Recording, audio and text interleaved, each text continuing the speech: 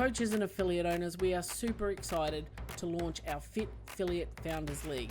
It is hosted over on the School platform, and you'll find a link in the show notes or a link in our bio over on Instagram. This is a group where there will be higher level conversation, higher level thinking, critical thinking, creative thinking, a little bit of fun, but the end game is everybody is helping everybody else be better. So I'll see you over there. And welcome back to our next episode of the Fit Affiliate podcast. Super excited today to be joined, well, by Andrew and Tony, but I can't help that. Whatever. But I am excited today to have Dan Uyemura from PushPress, founder, CEO, entrepreneur extraordinaire, in the house to talk all things, anything and everything today. All How things, are you, Dan? everything. What's up? Doing good. How are you guys doing? Fantastic. I'm just pumped that I got to watch Lisa pronounce your name correctly. We can't all have great white names like Charlesworth. Mine's all broken too. Great so it's name. I can never It's all say your good. name right, Tony. Every time I've done a pre-recording, it's like... I mean, nope, for the I great can't across get- the world, I was raunchy forever. So it's Ronky, but it's okay. We learned to own it. It's Ronky? Yeah.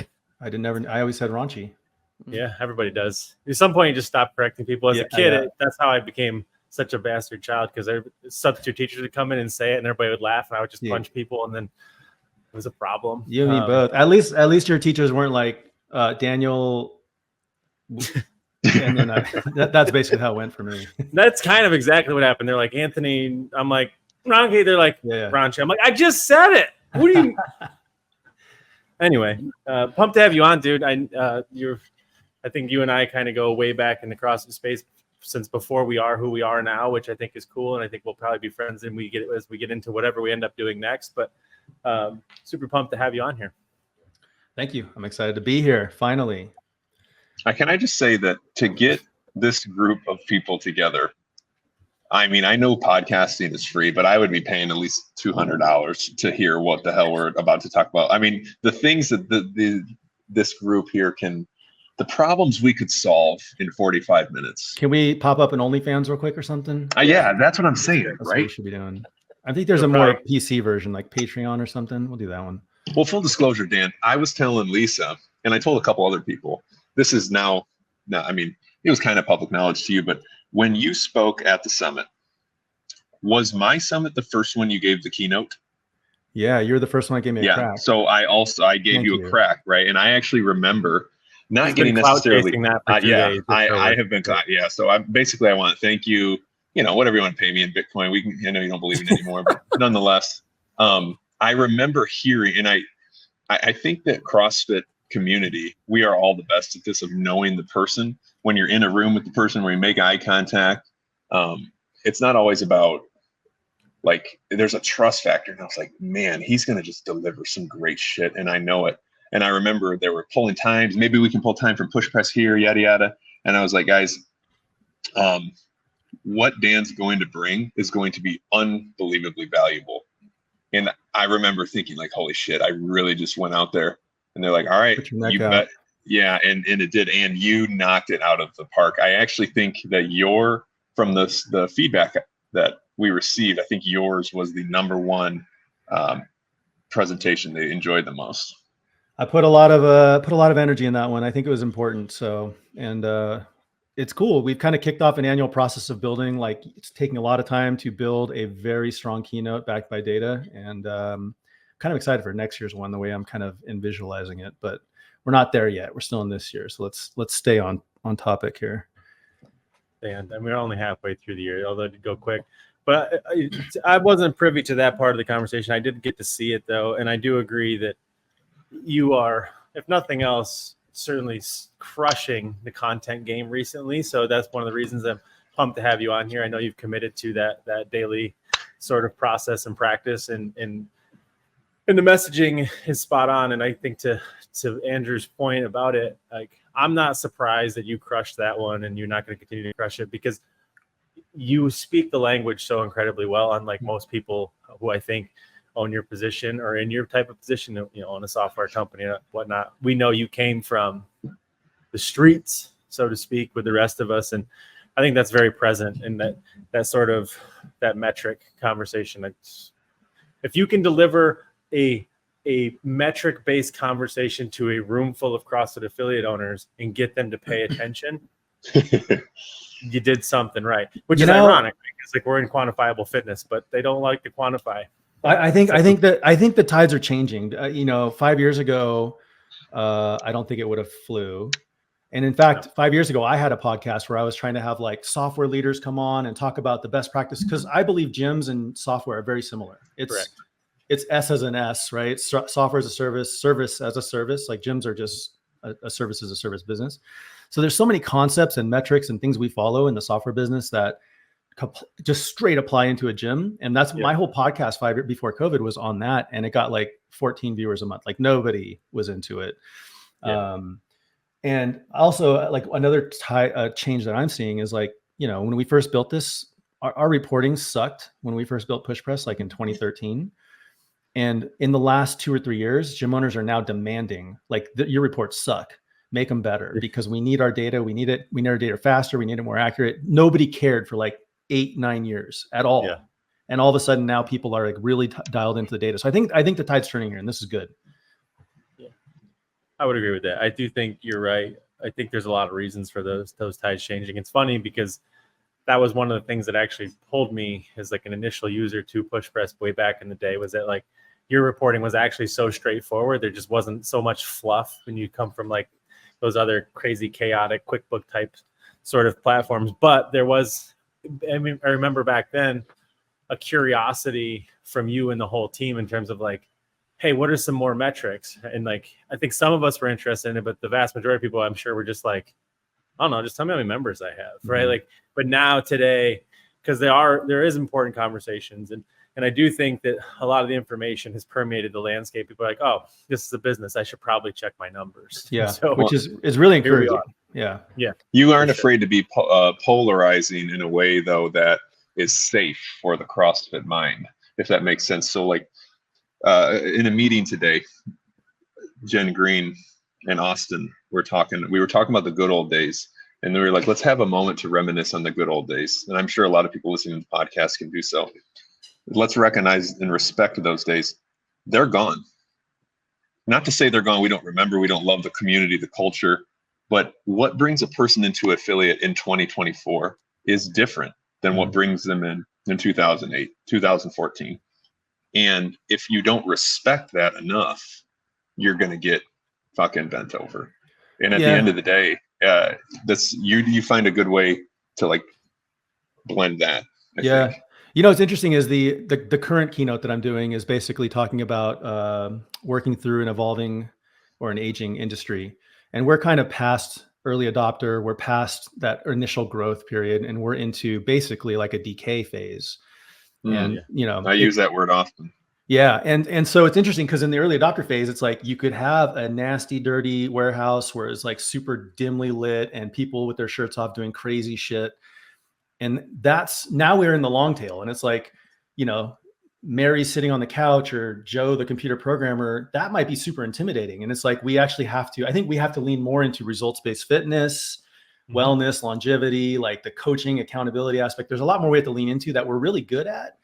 That just like people want to throw it back to the good old days where we're just throwing barbells around and, doing crazy stuff, which I think we're past that consumer. Skateboarding. I always relate it back to skateboarding. CrossFit is the best way to look at it. You just look at how professional skateboarding got evolved, from the pools to the Tony Hawk era, to the Vert, to the X Games, to the Nigel Houston. It started as a punk rock, just stick it to the man sort of thing. And it evolved to an Olympic sport, whatever. Yeah. So we've gone from like Rolling Stones to Taylor Swift here, maybe. Oh no, that's sad. Well, the very nature of this, we've actually hijacked, because I know I didn't even let Lisa actually introduce you. I just completely hijacked the podcast. And then welcome to the show. Yeah. And Andrew called us yesterday. He's like, Lisa's going to really have to struggle to reel us all back in. But I do think to come back to one point you just made in terms of fitness being a lot like software, 100%. And I think what we are in now is that evolution where, no doubt people miss the old days of social media when you could do the thing, but you can't necessarily just create a new Instagram and go back to just photo sharing, right? For the same reason it wouldn't work. And And so there's a lot of those similarities in the gym space, and I'm glad that there's an evolution there, right? Because if there wasn't, it would be much worse. Imagine if we were still okay. Like, people want to go back to rusty barbells, weightlifting, and dungeon type fitnesses, but they don't really, right? They say that they do, but imagine if 20 years later we were still like that. Yeah, there's probably some weird crusty people who are like, yeah, that would be super cool because then I could really exercise my antisocial personality disorders. But for the most of us, we're like, I'd certainly appreciate that there's way more people when I walk through an airport with CrossFit shoes on and clothing, and people have much better lat spreads and musculature, and I can tell a CrossFitter from across the room. Like, those things are the fruits of all of our labor, and those are only possible because we've evolved as a brand, right? And I think so much of that is people are like, oh, I want to go back to the old days. No, you don't. You can say you want to, but like, it's like everybody's like, I want to go back to the 60s. Sure, we all watch Mad Men. I want to go back to the 60s too, until you really start to think about all of the parts of the 60s. You're like, all right, but can I take some of the internet with me? No. You get all of it, or you get none of it. Yeah. Wow, good point. Clickbait. Anyway, so Lisa, you can go back to introducing Dan if you want to. Otherwise, I can make we're away. Himself. I think one of the parts of this that I think is super cool about you, no doubt about it, you own PushPress. You're the CEO, the founder. You built that thing, and we're going to talk a lot about that. But what makes you cool is who you are and who you are with the rest of us. So I guess let's share your back. How did you get into? I don't even know if I know how you actually got into CrossFit. I remember when the early days, but give us that journey of it, that background story, so we can get to your origin story. Yeah, I mean, the nuts and bolts of it, probably like most early adopters of CrossFit, I identify now as a obsessive compulsive. So my story is I got a separation/divorce in 2007. Realized being single on the LA scene, and a computer programmer who had sat at my desk eating pasta and Coca-Cola for like a decade. Good Coca-Cola. Got it. Good. Yeah. I mean, that's what they, back in the day, that's what they fed programmers. It's just like, don't get up. Here's a pasta dish. Here's some Coke. Keep coding. Right. And both types of Coke, just for the yeah, I was good. That's what we're Coca-Cola. But I realized I needed to lose weight to be single again. And I went from like a push-up challenge to P90X to a CrossFit gym in about 30 days. And somewhere in that 30, this is a funny story. Someday in that 30-day period, I found Fran online because I was like found CrossFit, and I thought CrossFit was Fran and Fran was CrossFit. So I went into the 24-hour fitness or whatever LA fitness I was at, and I did Fran every day. I literally just did, because I thought I was doing CrossFit. So I would like get a barbell, get next to pull-up bar, do my thrusters and pull-up every single day. Invariably, someone started doing some cable work on the pull-up area, and sure, no doubt, fuck my Fran time up, and I would get super pissed off. Then I started to realize CrossFit was more than that. Found my way into a CrossFit gym, and it was over. Like from that moment on, like it was 2009, 2010, no, 2008, right? And everyone was like, that gym probably created like 6 gyms around. It was CrossFit South Bay and Hermosa Beach, you know, and because I knew how to build websites and do some tech stuff, I helped basically like a couple people open gyms and built their website. I got my L1 real quick, just dove headfirst into it, did everything I could in the CrossFit scene. And then I already knew I was going to open a gym at some point. So I love it. I think, I mean, I knew bits and pieces of that story, but I think a lot of people, at least I like bringing everybody on here and asking, because it's probably my nostalgia piece where I get to reminisce, and we all get to live that origin story. It's funny because Fran is a big part of everybody's origin story, but I think you're the first motherfucker who did Fran every single day. Most of the origin stories, like, I did Fran, I'm never doing that again. And Dan's like, you know what? I think I'll try this every single day. It's just funny because I thought CrossFit was Fran. So I'm like, cool, I'm going to do this CrossFit every day. It's just Fran every day. That's an interesting thought experiment, though. I had that argument with a flow master before. And we said, if you did just do Fran every day and didn't even time it for the rest of your life, you just did that, would you, and you ate a good diet, would you remain completely functional? And we kind of looked at each other like, probably not. You would. Oh, no. No, well, you would. If you weren't going for time. If you weren't going for time. You absolutely would. The full range of motion, the push, pull, the squat press, just beautiful movement patterns. If we didn't get into the minutia of like actual like quantifiable fitness and all the things, you would definitely still be much better off than 99% of the population, I'm sure. But I do think that after a while, the 5 minutes it would take you on average each day, you'd be like, I'm going to do other stuff. And you probably wouldn't think much about that, but there's that other stuff that you would also be doing that would probably layer onto it. Cause you're like, getting in the car, driving to the gym for 5 minutes doesn't really make a whole lot of sense. But anyways, we digress here. So anyways, that all story led to the creation of what I think is no doubt, and it's, one of the things that we push a lot here, probably one of the best software solutions that has certainly ever crossed the space. And you have moved into the great and powerful PushPress. For me, it's been fun to watch from a distance as you kind of not only launched and grown and built the brand, but also the person you've become in that journey. Because no doubt about it, this the Dan that sits here on this podcast and the Dan that like we used to talk shit to each other, in like the affiliate owners group, stuff like that years and years ago, is a notably different person. And I think that part of it, even if PushPress as a brand, as a company wasn't cool, to see who you've become is super cool to me. And then to see you do that and deliver that keynote and provide that value back to the community is a pretty rewarding thing to watch personally. Thank you. Yeah, it's probably one of those things that I don't think most people will notice.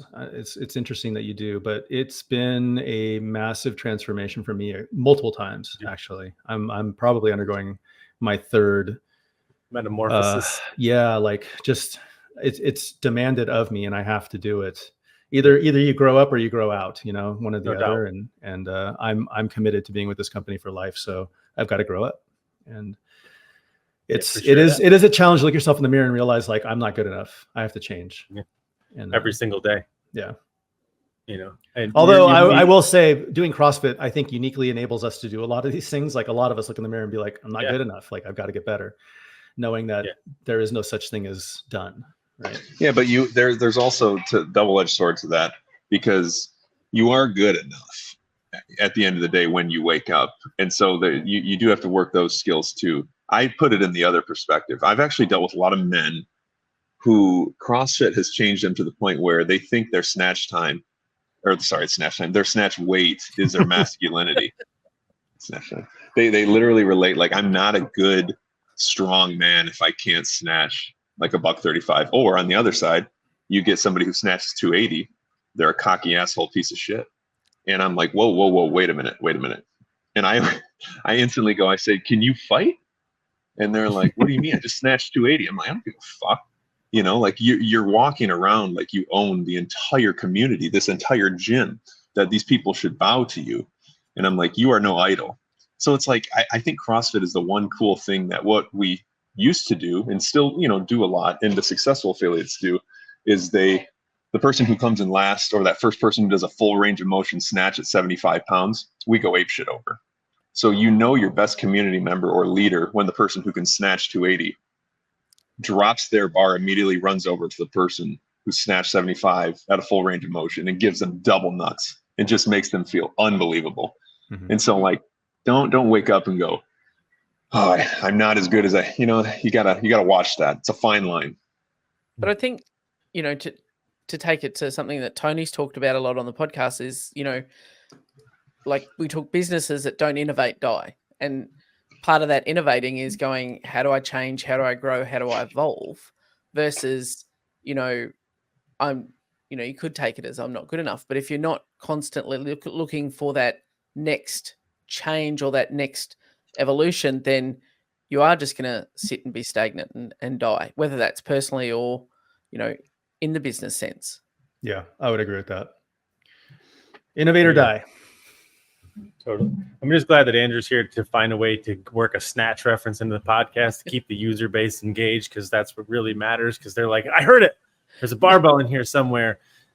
Because, I think I will get very much down the rabbit hole of personal growth, but I definitely noticed that you are in effectively a new season, a new phase of your life. And I know that all of that is the same thing that I have to encounter as you grow and you evolve and you innovate the business. There is a reflection of like, if I'm the guy who's bringing the ideas and the creative and the inspiration to this thing, I might notice that I am the constant in most of the problems or the lack thereof of the innovation. And so it's cool for me to see you play that thing. And in absent of Charles Worth's snatch reference aside, I do agree that because CrossFit forces us to take critical reflective looks at what we do each day, right? You're like, hey, despite how I feel about myself, my performance in that workout might say otherwise, good or bad.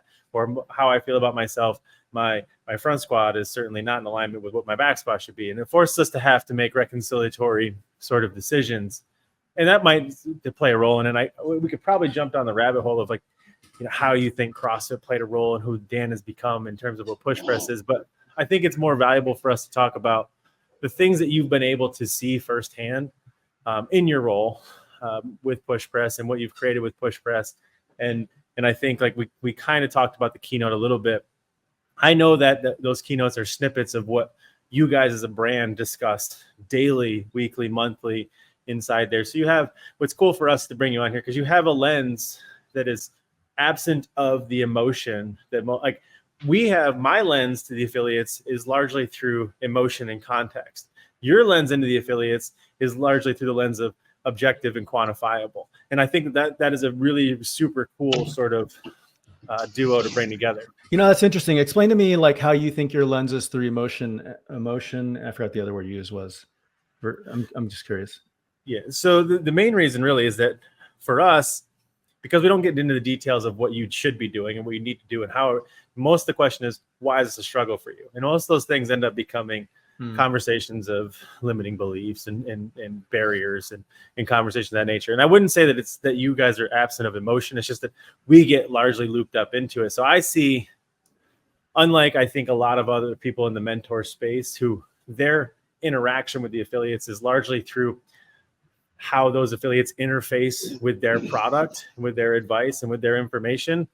Because we don't do that, my opinion and my interface with those affiliate owners is essentially how they deal with their business on a day-to-day operation. Really the same thing that you see on the back end in terms of the metrics and the use of their software, et cetera. That Got makes it. sense. Yeah, it makes sense. That makes a ton of sense. Yeah. Yeah. So, I mean, I think it's interesting because both of us are aligned. Like ultimately all PushPress wants is to create systems that allow our gyms to succeed. And ideally make those systems so simple and obvious that it doesn't require a ton of training or thought. And what we try to do is employ like a lot of our experience and knowledge in the industry to build just, I guess, smarter, more eloquent systems that do the jobs that need to be done. Yeah. I do think that's one of our, I guess, competitive advantages is like for instance, this quarter coming, we're going to be building a committed club feature, which to my knowledge is not in any software yet. Right. And is one of those like micro features that like, I don't think most softwares would even understand to build, but then invest the time to build it. But I understand a gym that runs a committed club has way less churn, maybe like half the churn of all the people 100%. That are in the committed club. And a gym that runs a committed club thus makes more money. Like we see that in the data. But in talking to gym owners, I realize it takes them 4 to 8 hours a month to run their committed club. So it's like, let's just take that 8 hours off their plate, help them systematize it, right? But these are like the insights I think we gain both from the data and the anecdote. You marry those together and we can actually make decisions that are different than what a larger company that's a little bit more disconnected from the customer would make. Totally. And I think like, again, service as a service, I think gym owners can take that too. Like how do you marry the data with what your customers want and build a product that's just slightly a little bit different, but is really what the customer needs and wants, right? I think that's something that they can be doing too. Yeah. And you take feedback very well, Dan. I know I've given you a lot of what the owners are saying. And to be clear, you're still right. I mean, I just did a call the other day with a bunch, high earners, and they committed club and they do stickers. There, you want another thing? Freaking have your gyms, if you can solve the sticker dilemma to take one more step out of it again, apparently the stickers are like 1 cent to get. Yeah. You can randomly put PushPress at the bottom of them. You feel great. That's actually, so we think of everything in crawl, walk, run product wise. So the crawl versions just get a system that takes 4 hours off their month, but the walk run version will be integrations into rewards, right? So it'll just auto issue rewards eventually at some point. Yep. No, you guys have definitely, as a brand, I would say, and maybe I'm wrong, but I would say PushPress, the brand, was built on feedback where, even in the very, very early days as an early adopter of it, the thing that was always cool was that I could always jump on calls with you and whoever, right? And be like, hey, have you thought about this? Or you guys would be reaching out, asking for those things. And you can see it in the things that you roll out. And not to say that the other, software out there that is tone deaf to the community, but they're tone deaf to the community. Truly, like they roll out some features and they die on the sword of that one feature. They don't listen to anybody else's ability to interact with it. They're like, no, it's great for that reason. I've watched you guys, continuously and systematically roll out not just new stuff that nobody needs to distract them, because as a company, Fit Affiliate, that's our key sort of war that we wage is against distractions and back to intention. And that's why I think we've always liked PushPress. There's not a whole lot of glitz and glam and features to distract you. Everything that you guys seem to roll out, no doubt, is because you're listening to the community being like, okay, you guys seem to be struggling with this thing. I think I can code that, build that, create that real quick. Would you be willing to use that if I did it? And everybody's like, yes. Right. And that's why I think you guys have had the adoption that you've had, at least the support from like people like myself, because I do think that it's the most straightforward, efficient use of your time as a CRM can go inside the CrossFit space. Yeah. I mean, it completely blows my mind that this is a concept that even needs to be discussed sometimes, but it's like a company's only purpose is to serve customers. That's his only purpose. And if you can't listen to what your customers want and need, I don't think you deserve to exist. There are people in this space who recommend don't take feedback from your customers. Like, don't talk to your customers. And I'm like, what the fuck? Like, yeah. That's what your bit like as a gym, you should be talking to your customers, and you don't have to act. You could tell them, hey, I'm not going to act on everything. I just want to know what your feedback is. But you have to understand, like, if you hear something 50 times, like that's a problem. Or maybe it's good. Maybe it's something like, I fucking love this thing that you wouldn't even notice. Right. But I don't know, like it is in the DNA of our company. Like, we talk to our customers, we listen to our customers, we let them know, like, hey, we don't have the bandwidth to build everything you're going to tell us. But if we hear it enough, it's going to mean something to us, Yeah. So, and I think it's interesting. Like when I owned my affiliate, I probably went through more software platforms than would be a reasonable adult to expect, because I was kept trying to find the next perfect thing. And every time I was like, no, I need something that does this. The answer was, no, this is just the way we do it. It's just not possible. Oh yeah, or whatever. The fact about, and when I eventually, made the move to PushPress, but you, Dan, also are quite visible as are your team, Instagram and flying the flag, that people are like, oh, there's actually a human there that I can talk to, versus I'm just sending an email to a bot and I'm going to get a bot reply, or I'm just going to get the standard thing. It's like, hey, Dan, this really people can say this really pisses me off, or I really love this. And they're actually going to get to speak to Dan. The fastest way to get to talk to me is to tell me something pissed you off, and I will be like, let's take a call. I believe in doing unscalable things to grow your business, and talking to customers is the number one unscalable thing that I do. I talk to customers every day. Yeah. Shit, I had a point to make there, but I can't remember what it was. So it'll spark back up, I'm sure. I got a good one then. So Dan, tell me why. So a lot of people right now think CrossFit is so corporate and corporate yada yada. And I try to tell them, I'm like, do I look corporate? You know what I mean? I work for CrossFit, and it kind of stuns them, right?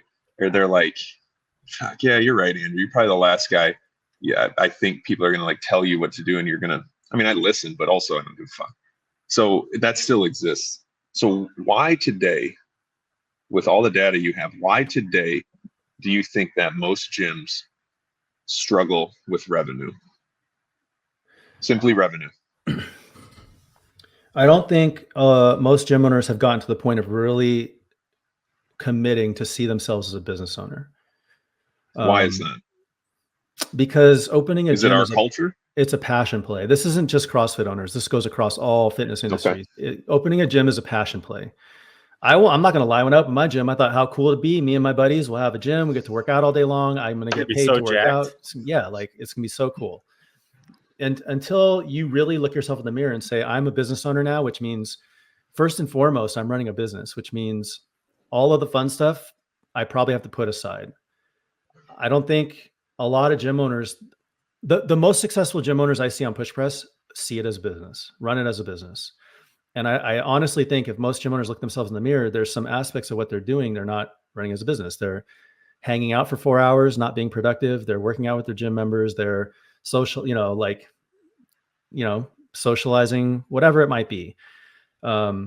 PushPress didn't ultimately become somewhat successful until I said, I'm selling my gym. I'm going 100% all in. I'm working 68 hours a week.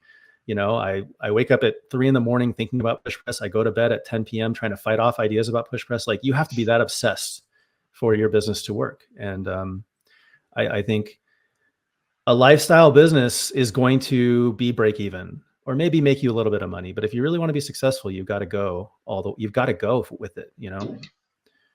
So hobbyists, right? You think the majority of REs are still treating this as a hobby and not treating this, but what's the balance and the reconciliation? Because the culture that you know and love, we used to say affiliate applications. Chris Cooper just said this on some dude's podcast I think people listen to. Like when he was around, it used to be, Greg would say like, hey, if this person brought up their exercise science, or that they have XYZ, or that they're trying to have a business, he would throw those applications away because it was only about the passion and the mission. And I find these questions are so hard. It's like politics. Sometimes I feel like I'm the only true like middle ground, where I'm like, yeah, I see both sides. I see where you're coming from, but you have to, if you want to serve more people, service, like you said, you need to survive. That's the number one thing. And you're not going to survive if you hate yourself or you have no money, or like you're going too far one way. I have so much money, but I hate myself. I don't have any money, but I love what I'm doing. I love working out with people. Yeah. I actually did a reel about this. Like, I think if you own a business, either you're okay with it being break even-ish and it's a pure lifestyle business and you're okay with the lifestyle you're living, that's totally cool. Like, hey, like, it's paying the bills. I'm making a little bit of money to live. I've got a second job and I'm just stoked to the fact that I get to spend 4 hours a day with these people I love. That's fine. Or you've got to give up this idea of work-life balance and just like, you got to go all in on the fact that your life is your work and your work is your life, and you can create work-life separation. But work-life balance is, I think, if you really want to succeed in business, it's a myth, because you're going to be competing against people like me who gave it up. Like if you want to open a gym management software and have work-life balance, I'm going to smoke you. Just straight up, because I've built my life around my work and my work around my life. And I will take time to take vacations or have date nights with my wife. But other than that, like, I'm obsessed and focused, and I'm going to win. And there's gym owners in your space that are feeling the same way too.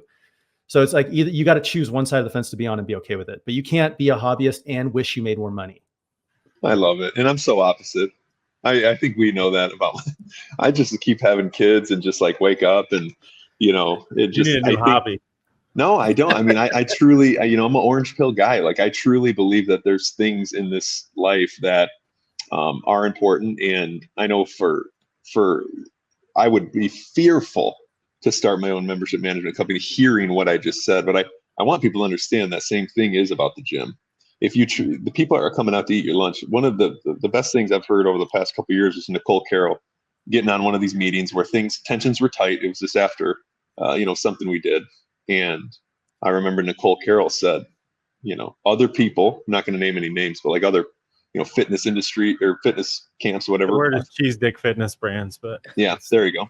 Yeah. They're eating our fucking lunch. That was her exact words. And when Nicole gets serious and says that, you feel it. You feel it in the bottom of your stomach, because it's true. It is true. And so for me, the mission is still fighting back, because I don't want people to, eat our lunch when we had it first. Yeah. And I will say this, like, every phase of life has a different meaning. My kids are in college. I'm an empty nester. Like, I can devote besides my wife and my dogs, like, my clients are my family. So it's like, I can devote wholeheartedly into that and be okay with it. I started PushPress when my kids were 4 and 6. So it was like, I wasn't as all in until they were like midway through high school and like things were peeling back. But like, it just depends where you are in life. And I happen to be at a place in life, like most people start businesses when they're 20 because they can go all in, no family, no kids yet. I'm the other way around. Like, I'm 50. So like, I can go all in on the other side, but it's tough if you are starting a family. That's really hard. So the future, I think, of PushPress continues to evolve and change and get clearer and otherwise and stuff like that. Like, I think you and I, we've gone around and around sometimes on social media posts about like being busy versus being productive. And I think people sometimes probably take it as like, we don't necessarily agree. But the thing that you do that is uniquely qualified to make you work the way that you do is that you have a very clear distinction as to what's productive versus what's busy. And that's always where like I'm always chirping and commenting on there, because what we end up seeing, back to Andrew's question, which was like the struggling affiliate owner, is they mistake and they confuse busy for productive, right? They instead of being ruthless about where they're trying to get to, being a business owner playing an infinite game, they want to quantify that they are in fact, qualified to do what they do because they've been busy doing this and working 60, 80 hours a week. My question is always, great, I'm glad that you work 60, 80 hours a week. What do you have to show for it, right? Like, whereas I can take you and be like, totally understand why you work 68 hours a week, because this is what you have to show for it.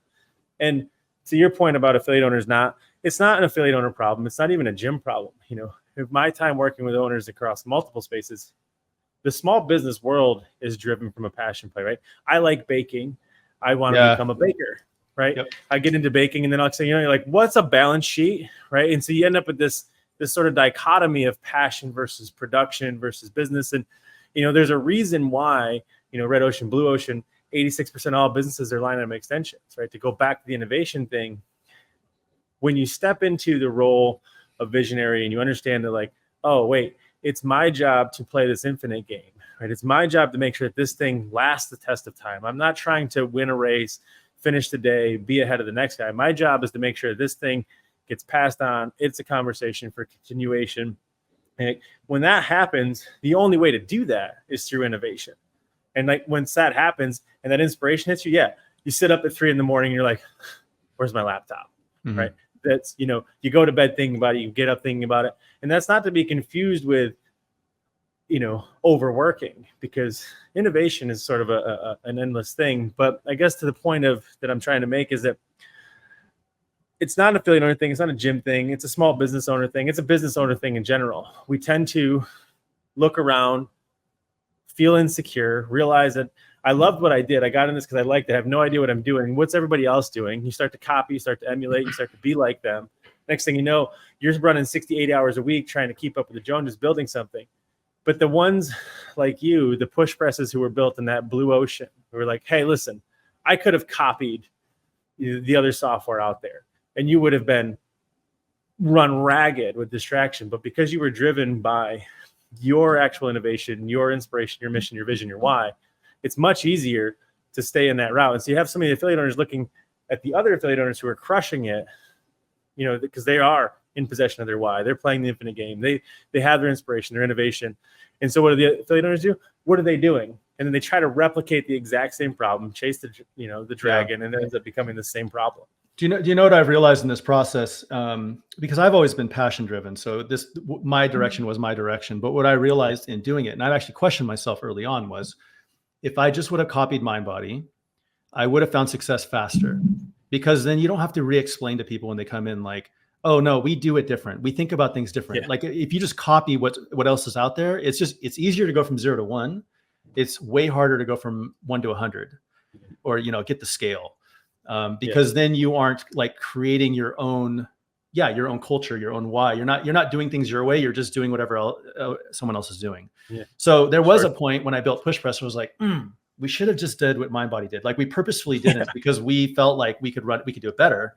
Yeah. But once we started getting all these objectives, like, I don't understand this. This isn't how MindBody does. I'm like, yeah, but this is easier. And people were like, yeah, but I don't get it.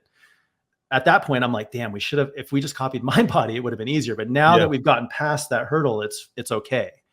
And interestingly enough, like you'll probably invariably see people like copying some of the stuff we do at some point. Like, I don't know. Oh, no doubt. Oh, I'm going to start my own software company. But you know what, Tony, you said something really profound there for once. Just kidding. I feel like passion is built on an enemy. Do you know what I mean? Like why we're all original CrossFitters. Yeah. Why are all original CrossFitters so fired up?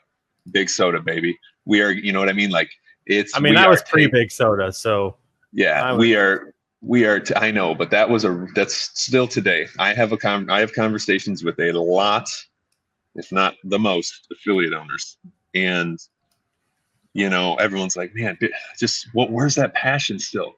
Where's that drive? And what you just said about small business, I want every affiliate owner to wake up and to understand you are under attack and you are at war every single day because everyone wants the big guys, the big corporation, they want small business dead. They do not want you to have the freedom to be able to innovate, to be able to do things you want, to be able to charge what you want. They do not want the bakers. They want to have everything come from Amazon. And that's, if people can't see that at this point, or with innovation in AI, with all that stuff, that's not even conspiracy type stuff. That is facts. So like when you wake up in the morning, if you're feeling a lack of passion anymore because you're like, what is my mission now? You know, it's like, yes, they are trying to take you down. So and the interesting point, I'll double click into that, is most of us look across the way at that other gym that looks like ours and feels like ours and goes like, that's my competition. No, dude, they're your allies in this mission. Totally. They're the ones who are helping you. Like, it is the big chains that are the ones that are trying, you know, that have a different approach. I don't want to call it an unfair advantage, but we actually have to lean into the things we do differently from them. There's actually a post in the CrossFit affiliate owner forum today, or gym owners, one of those gym owner forums, where the guy was like, hey, the crunches are coming for us. And I'm like, you clearly haven't differentiated, because like that, they are not a threat if you do your job right, you know? Absolutely. So yeah, the interesting thing is like, I'm not only am I an infinite game player, but I don't believe in zero sum games, which means like the CrossFit gym across the way, the martial arts studio across the way, if we all work together, we actually could have more members as opposed to fighting each other. It's not a zero sum game, but we should be trying to destroy or erode the corporate fitness ones, you know, who are playing a different game than us. Yeah. To Andrew's point about, you know, that phase of Big Sugar, you know, what I call it is the messy middle phase, right? But love him or hate him, the one thing that you will always be able to give Greg credit for was his ability, his masterclass, and his ability to perpetuate a just cause. Right? Like the thing that he did for the brand of CrossFit was quite literally a masterclass in getting people something to believe in, be behind, be inclusive, and for something. And part of that was his ability to pick massive motherfucking fights for people to get behind. Yeah. And, you know, to Dan's point, it is conflict marketing, right? And like that was the thing that drives so much of us. And now here we are in this season of life where we're absent of that thing. And people are like, hey, what do we believe in? Yourself, right? But the problem with that is that the affiliate owners, a lot of them in that messy middle phase, thought what it meant to be an affiliate was to believe in CrossFit. But CrossFit's just a methodology. They have a completely different mission, vision, and values, right? They're selling seminars, workshops, certificates, and affiliates. They're not selling gym memberships. And to Dan's point, if once you start to believe in yourself and you understand that like you have a mission, we do become universally allied, right?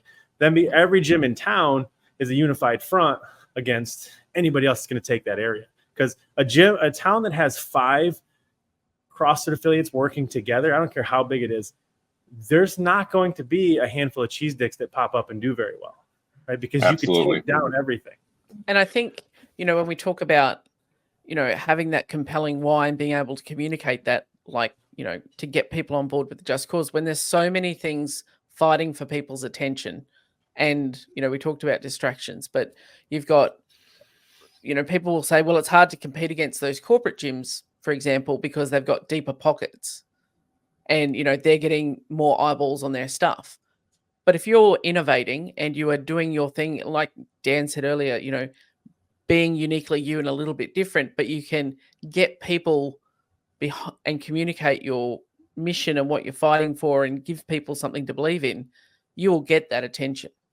It's not just about, you know, being able to throw dollars at a problem and buy the attention, because we know that doesn't work. That like they will flick super fast. But by your superpower is being able to be uniquely you, to pivot to wherever you want.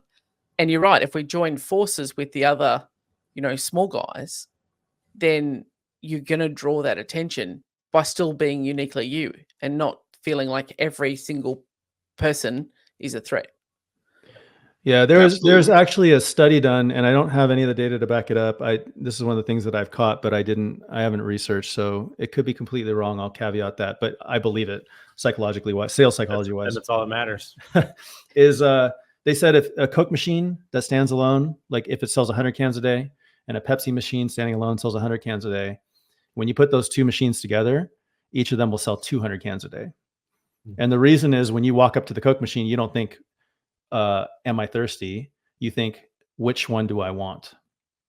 And that change in mindset is so powerful. It takes the choice. Like if you're working with all these different gyms around you and you're friendly with them, not only this is the immediate benefit you're going to get is you're going to stop fucking stressing them. Like, oh, what are they doing over there? Oh, they stole one of my members. Like that mental tax you pay if you're worried about them. But if you're cool with them and you're working with them, it just becomes a conversation. Like it's not a big deal. But there is why do you think car dealerships are next to each other? Why do you think fast food restaurants all sit on the same corner? It's because they're taking away your choice of, am I hungry or do I want to buy a car? And they're turning that choice into, which car do I want? And that is a powerful switch in buyer psychology. Yeah, for sure. I mean, it's basic positioning. The thing that I do think is cool that you brought up was the story of, copying MindBody. And because at the end of the day, it's short-term easy, long-term hard, right? Like you could have chosen short-term immediate return, but long-term it would have definitely changed the trajectory in the vision and the mission of the company. And we see this every single day where it's like, you got a choice as an affiliate owner. You can open up, choose short-term easy and be like, hey, what's Dan doing over there, right? Get very preoccupied and copy it and emulate it. And then inevitably you're going to run face first into like, okay, but if Dan's doing that, now I'm doing what Dan's doing. That means I got to do it better than Dan. Right now, or I got to sell it for less, which is what people do. Like, and that's the way that we think that doing it better is, right? Is like, I can't actually coach them better because no one really actually cares about this. So I'll do it cheaper, right? And then everybody comes down in price.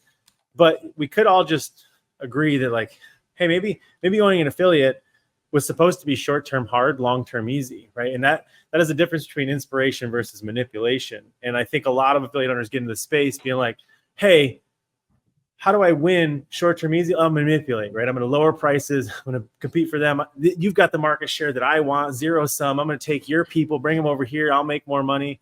Or we could all go with inspiration and figure out how do we work together to get the other 97% of the city to be like, hey, I think I need a different way to approach fitness. I got you. Right. And also like hanging out with Tony, Dan, because now I talk to Tony. Who knows how many hours a day, even if it's whether we're doing productive stuff or not. But I'll find myself like my wife will have a question and I'm doing like 9 different whys. And finally I'll have to tell her, like, I've been talking to Tony a lot. So just, we'll get to these whys so quickly.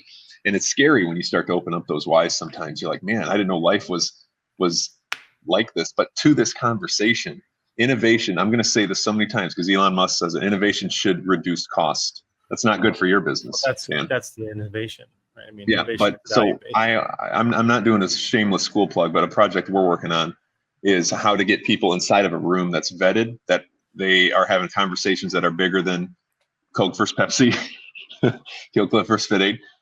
It's more about growth and then trying to get people together to connect and essentially get, we don't like to use the word mentorship, but that feel for way less, because then the little guy can get ahead, but it's based on your effort. Because a lot of people will watch you, Dan, on social media and they'll be like, well, yeah, I mean, of course Dan can afford to pay, $10,000 for a mentorship and XYZ and yada, yada. And I try to explain to them, I'm like, don't let that little bug get into your head that you're not good enough to go on YouTube to research how to do something, or coming into our school group.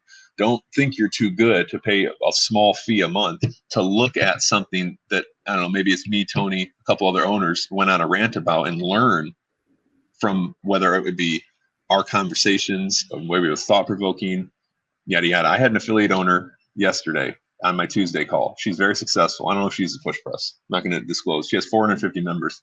She said one of the calls she was on saved her 20 to 36 grand this year. And she's not like, I wouldn't call her like some sort of peppy trying to pump me up. Like, she's very serious. She's very, very serious about what she does. 20 to 36 grand just because she was on that call. And it wasn't like she listened to something and made an adjustment. I mean, all the knowledge is out there. What we're doing is not like, what I'm doing has been done a million times before me. What we're doing in gyms has been done a million times before us. And anyone who possesses the knowledge, for the most part, most great leaders will share freely with people who are curious and inquisitive and willing to take the time to ask and then invest the time to do something about it. Like, I'll share my time with anyone. If they just take it and don't do anything, then I probably won't again. But if they come back and go like, this is what happened, of course, I want everyone to succeed. Like, why wouldn't I reinvest time there? So yeah, like, I think people are afraid to ask for, for help, and ask for direction from people that you think might be able to help you. A big piece of bringing the value back to the affiliate landscape is just getting them to understand that they are in possession of the solution to their own problem. They don't necessarily need to doubt themselves, right? And that was the big reason behind building the Founders League group, was not to create another place where, a guru or mentor can stay on a soapbox and preach down to somebody and be like, hey, I have your answers. It's to help them understand, because the first step to getting them to create a unified front and let's just say take over the city is to understand that, oh, wait, other affiliate owners are actually my mentors, right? Because they have seen it, experienced it, tried it, lost it, done it, this, that. Like, it's not a pay to play model in mentorship, to your point, Dan. Like, anybody who has played the game will give freely of their time as long as there's a value-based reciprocity. Now we live in a space where every influencer has a course to sell and everybody's got some solution to sell to somebody. So they think that, like, help looks like I need to pay for it, but there's a vulnerability part of it there. But in that group, that's really the goal, is to put them together, to get them to be like, oh, wait, all the good ideas are already had. The execution is based on context of my situation, my own nuance. And so we can figure out that play in terms of innovation much faster. And I think that part of it is, it's unique inside the affiliate landscape because it's already there, right? Because there's 13,000 that are clearly identified. I can be like, oh, another affiliate owner, because you own the one down the street, as opposed to you don't necessarily know the other people in the space and other business industries. Yeah, You're so right, Dan, on the free sharing too. Like I looked at a YouTube channel the other day. It's hilarious. This kid, he's a teenager. All he does is sit outside of where they fly private jets, and he'll ask a millionaire, whatever. He'll say, hey, can you take me on wherever you're going right now, so I can just interview you and ask you about what you do? That's cool. And you would be amazed at how many will, at first they'll kind of be like, you're weird. And then the ones that'll be like, you'll see one look at him and go, absolutely, I cannot wait, get on this plane right now. And they just open up for an 1.5-hour interview. What did you do? How did you get here? What are the things you wish you could have done? What do you do today? I remember one billionaire, he did futures trading or something. I don't know. He just hit it really big. He was a military guy. And the guy goes like, well, what do you do with your time now? And he goes, you really want to know? And he was like, yeah. It's like, I stretch. He's like, I pay someone 30 grand a month because I believe in stretching that much of how it's changed my life. And just like, he went on this rant of stretching. It just like, that information you're never going to see unless you ask. Yeah. I think true success is open and shares, right? Yeah. But everyone wants to help someone who's actually trying to get better, not just trying to just take information. Yeah. So yeah, it's the thing that CrossFit was originally built on, right? Like, the thing that pulled me into it, 20 years ago, was as a developing coach in a different industry, I was completely mesmerized and drawn to the open source model of the forum. I was like, wait, you guys will share this information with me? Because everybody else is like, pay me, right? Everything was a paywall. And it's ironic that we've come full circle now, and people at every turn keep trying to close this thing off and be like, mentorship is not an open source model. I'm like, dude, just share what you know. And I think those tides are changing. And we'll see where it goes, but that is the thing that built the model. Is access to information. Anyways, who's got something? No, I was just going to say that seems like the thing that is, I think, cool about what you guys have done, though, Dan, is absent of all those esoteric parts of it, and the whys and the infinite game and all the other stuff and mission, the vision, what you've created with the elegance of PushPress, I do think is probably one of the more valuable platforms that is available to affiliate owners, because the numbers are there, the data's there, the objectives are there, and people like you are willing to spend the time teaching them how to use it and why they matter, right? Whereas you could have inundated them with highly complex systems and features and functions that they would have never used, and they would have ultimately found themselves into a victim relationship with the software. And so for that part of it, I mean, we'll always be Team PushPress for that reason, because the thing that you're doing through the use of that software, in my opinion, that I see so valuable, is giving gym owners their time back. And to me, that is the thing that is most important, because when they get it back, they can then invest it back in the innovation of their business. they can go. Well, then work they can go talk to affiliate about what they should do with that time. To be honest, because they end up talking to me, and I say, go talk to PushPress first, because everything is a mess. So start there. right. And to be fair, we've got a long ways to go. I'm not really happy with where PushPress is today, but What then? Okay, but don't be so vague. What's the one thing that you're unhappy about today in this moment that you're not doing? Put it out in the world. Oh, there's so many. I mean, there's Just there's one some, you say don't take Bitcoin. what's that? Yeah. No, we Just talked hope. about we talked about this before. I think Nobody at dinner wants to one day. spend Bitcoin. Come Yeah, on, exactly. everyone's hoarding Bitcoin. I think the biggest point of leverage I would like to create is marrying all the data we have. I believe, honestly, I believe for the most part, reports are useless. That's gonna be a shocker. I think most people don't have the ability to like look at a chart and know what the fuck to do with it. It's just, I don't know, makes them feel good to see Their some awareness, numbers. yeah. It's data and data analysis are completely different things. And I don't think most gym owners should have a data analyst degree. They shouldn't. I think with the advent of AI, one of the bigger things that I'm going to be pushing for is just reports that talk to you or reports that answer your questions. So it's like, what the fuck does this report mean? What should I do? Right? Like, how cool would it be if a report would tell you, hey, your customer acquisition cost is off the charts right now compared to all other PushPress gyms. You better stop spending money on paid ads. They're failing you. Like, looking at a report won't tell you that, but AI can. So I believe, I'm very bullish on where AI is going, and I'm trying to push PushPress into an AI first type mindset in that way. Yeah. And more than likely it's the user face. At the end of the day, reports aren't as cool as apps are. And like, I know for a fact for myself, I talked to Jamie about this a while ago, for Fit Affiliate, but I truly believe reports are dumb. I think apps are cool, where I'm also a dividend investor, Dan. So I put all my stuff in this one app, and then it tells me hourly, daily, monthly what I'm making. I don't care about anything else. Yeah, net asset values there. Yeah, is this a dividend king versus whatever? It's gone up and down. But the coolest thing is a big user interface that says, yeah, here's what you're making today. That now, if you also had that app and then things popped up in it and said, oh, by the way, the reason that you're only making $17 a day is because you're spending $4,000 on Facebook ads that are producing, so like, I don't think, I agree with you. I think reports suck. The future in general of software is going to be vastly different than it is today. And it's one of those Henry Ford situations where like, I couldn't poll gym owners and have them, like, I know where it's going, and it's going to be so different than what it is today. So for me, like, I just think there's just a lot of work that has to be done to get to that future state that I think the market will be demanding in the next 3 to 5 years. Yeah. Like, form fields and reports are going to feel like logging into a Pine terminal to get email pretty soon. Like, it's going to feel so old. So. Yeah, I agree with you. I mean, numbers, metrics, data, they're good for awareness, but awareness only precedes action. Something has to spur that action. There has to be, something to cross correlate it, something to drive it towards, something to quantify it against. So I think it's cool that you guys are working towards that, which no doubt about it. To Andrew's point, the reason people love apps is because apps are based in action, right? It goes with you. It's largely, intuitive. It tells you what to do and how to do it. And people love things like that because it's always in your pocket, whereas a spreadsheet sits someplace passively. Well, yeah, you can look at the app when you're taking a dump, and it inspires you. You can look at a spreadsheet when you're taking a dump too. Yeah, you can look at a report while you're taking a dump too, but the problem is the report requires you to think.